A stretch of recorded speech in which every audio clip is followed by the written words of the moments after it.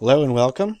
In this lecture video, I'll talk about some quick check problems revolving around the contract rate versus the market rate, and then also discuss journal entries for issuing bonds at a discount. Okay, so recall in the last lecture video, this is where we left off by talking about the contract rate and why it differs from the market rate. Remember, the contract rate is set when we get authorization to issue the bonds, and then that could be different than the market rate, which is on the day when we do issue the bonds. So we have a time gap between the authorization date and then the issue date. And during that time difference, the market rate could fluctuate and then become different than the contract rate. And so the contract rate, remember, is the rate of interest that we are required to pay on our bonds. The market rate is the market rate for credit, and that is dictated by the supply and demand for credit. And so when the contract rate is greater than the market rate, investors say, well, you're paying more than other bonds similar to yours. I want to buy your bonds. That means the bond sells at a premium, which means we get more cash when we issue the bonds than the par value. And we will see that that's what it means by premium. And we'll see that as we talk about journal entries for issuing bonds at a premium. When the contract rate equals the market rate, the bonds will sell at par, which is the journal entry that we did in the last lecture video. When the contract rate is less than the market rate, bonds similar to yours are paying a higher rate of return. Investors say, I don't want other bondholders are paying other bond issuers are paying 9%. You're only paying 8%. I don't want to pay full price for your bonds. The bonds sell at a discount, which means, as we'll see here pretty soon, the amount of cash that you get from issuing the bonds is less than the par value of the bonds. Okay? So let's look at these quick check problems. You have this first one, bonds sell at a premium, and then prepare the journal entry for issuing the bonds, and then record the interest payment. And then also number 3 right over here, what is the amount of interest owed to our bondholders based upon our semi-annual interest payment? Here's what I want you to do. I want you to pause the lecture video, do each of these 3, and then come back and restart the lecture video, and then we'll check your work, okay? Hello and welcome back. So let's see how you did. So with this first one, it says bond sells at a premium. That means the contract rate will be higher than the market rate, okay? That's by definition. The second one, company issues $10,000 of 9% 5-year bonds, pay interest semi-annually, prepare the journal entry for this bond issuance, and then also the journal entry record the semi-annual interest payment. So the journal entry to issue these bonds, because they're issued at par, debit to cash, the amount of cash that we get is equal to the par value. Debit cash, credit bonds payable, assets go up, liabilities go up, the accounting equation stays in balance. How do we record the journal entry for the first semi-annual interest payment? Well, we have to calculate how much interest, which is always going to be equal to par value times contract rate. But remember, this contract rate is stated on an annual basis. We have semi-annual interest payments, so I have to divide the contract rate by 2. 10,000 times 0.045 gives me 450. Debit bond interest expense, 450. Credit cash, 450. Assets go down. Equity goes down because expenses go up. The last one is a little tricky. It says the company issues 9% 20-year bonds with a par value, $750,000. The current market rate is 8%. The amount of interest owed to the bondholders. So remember, that's always equal to par value times contract rate. So this is put in here because I'm evil and I'd like to confuse you. The market rate doesn't have any influence on how much you pay your bondholders. How much you pay your bondholders, okay? It's always equal to par value times contract rate. But remember, the contract rate is stated on an annual basis. So I have to divide this by 2, gives me 4.5%, 0.045.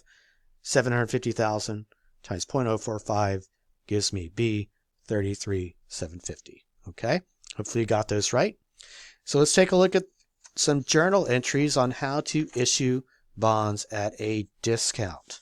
Okay, so remember the discount applies that our contract rate is less than the market rate. Bond issuers,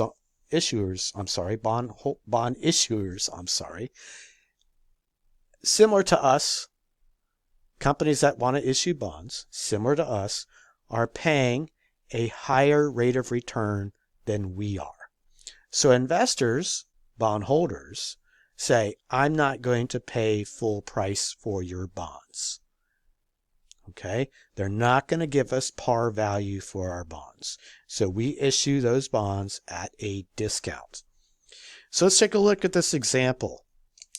Suppose our company announces an offer to issue bonds with a $100,000 par value, 8% contract rate is paid semi-annually and a 2-year life.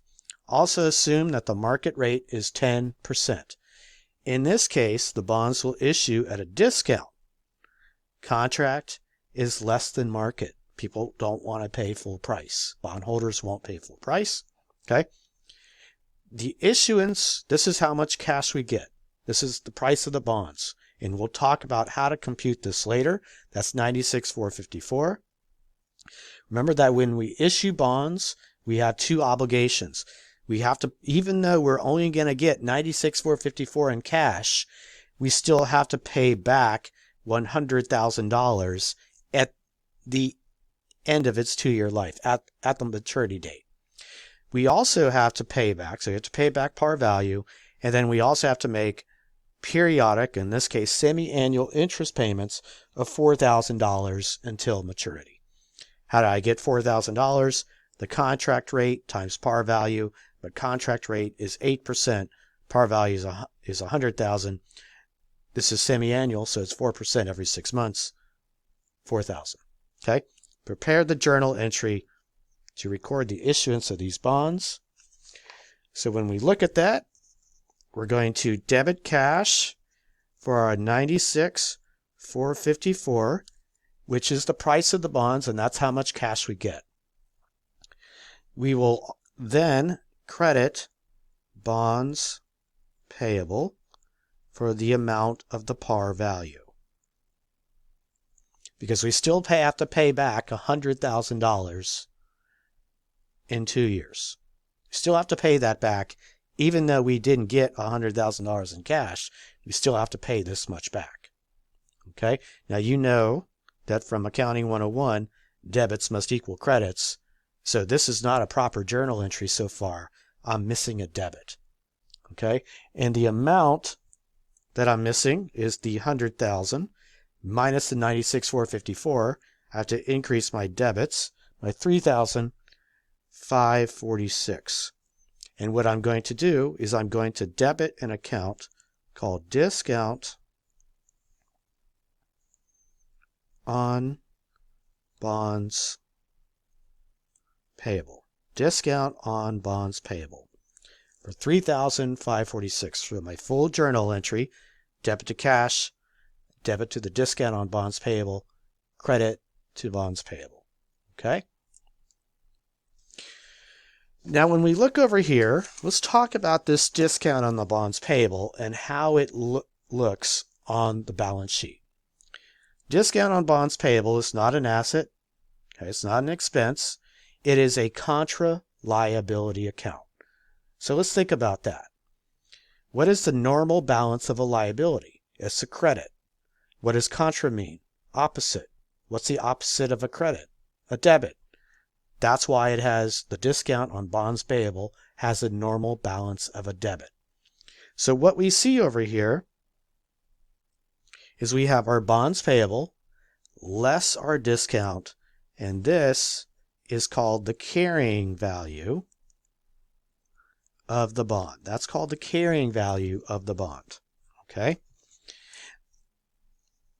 So now what we're going to do is we need to talk about how to do our journal entry for recording our cash payments to bondholders, our bond interest expense, when we have a discount situation. Okay? So remember what we'd have to, in 2 years, we have to pay back $100,000. So you can think about that as interest expense, right? That's basically additional interest expense. We're going to have to pay back that in 2 years. Now, if you think about the matching principle, the matching principle in accounting says we want to match revenues and expenses in the same accounting period. So we are going to use this $100,000 that we get, that we have to pay back. We get this much right now. We're going to use this to generate revenue. And so what we want to do is match our revenues and expenses in the same accounting period. So in order to do that, because I'm going to be using this cash over 2 years, 2 accounting periods, I have to take this discount and spread that out over 2 years because of the matching principle. Okay? And that's what I'm saying right over here. This $3,546 needs to be amortized, which is a fancy word for being spread out, and then included in our bond interest expense because of the matching principle. Now, there's 2 different ways that you can amortize or spread out that discount. You can use our straight line method, okay, which we're going to talk about right now, or you can use the effective method, which we'll talk about later, okay? In this case, we're going to be using our straight line.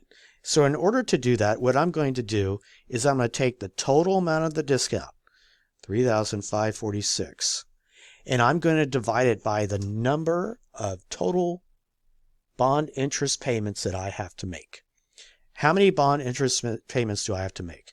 It's 2-year bond, semi-annual. So that means I make 4 interest payments divided by 4. And that gives me $887. So what I'm going to do is when I do my journal entry to recognize bond interest expense, I'm going to add this to my bond interest expense, which I calculated before, remember, by taking par value times the contract rate. Okay, so let's look at our journal entry right over here to really solidify that. Okay, so I'm going to take my interest payment to bondholders. I'm going to calculate that. And how do I do that? That's always par value times contract rate. So in this case, it's my $100,000. And then remember, our contract rate is 8%, but it's semi-annual, so it's times 0.04, 4,000. Okay? And then what I'm going to do is I'm going to say my bond interest expense is going to be equal to my interest payment per my contract rate plus the amount of the bond discount that's going to be amortized, which is calculated by taking the total discount divided by the total number of bond interest payments, 887. So when I do my journal entry, I will debit bond interest expense for $4,887, which is equal to my $4,000 right over here, plus my bond interest expense. And then I will credit cash for $4,000, which is how much I have to pay my bondholders. Because how much I pay my bondholders is always equal to par value times contract rate. So this is how much I pay my bondholders. And then what I'm going to do is then I'm going to credit my discount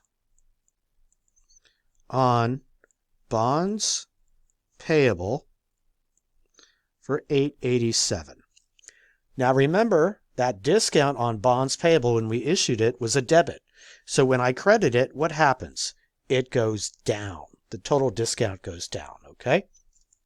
So in the next lecture video, I'm going to discuss the discount and carrying value of the bonds by period, okay? Review this table, and then also talk about how to the journal entries for issuing bonds at a premium. Thank you so much.